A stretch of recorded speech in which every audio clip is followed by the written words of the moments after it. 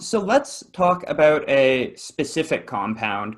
The compound I want to talk about, and then also your views on it, is psilocybin. So recently, there have been quite a few major studies come out that show that psilocybin is very effective in treating depression, among other things. But when I'm thinking about depression, there was one study that showed it was 4 times more effective than an SSRI. There was another study that I believe was done by the Imperial College of London, which showed that the remission rates for those that were on psilocybin were twice as high as those that were taking an SSRI.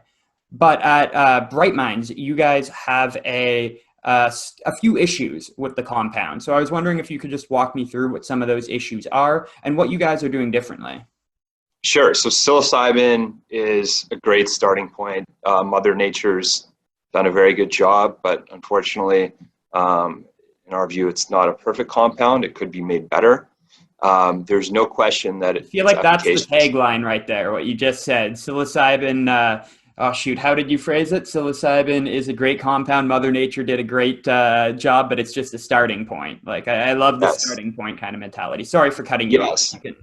You can continue. Yeah.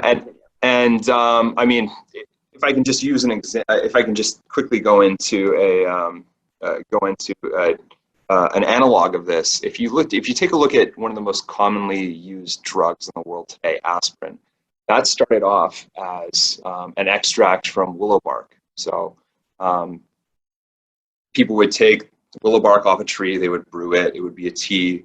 You would drink that tea, and it would have anti-pain properties. And over time, it was elucidated that there was a particular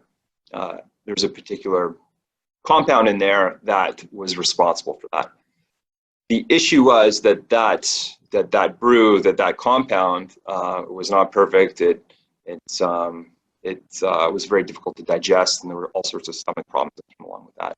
And then a chemist around the turn of the century started working on this, doing pretty much the exact same thing that we're doing now.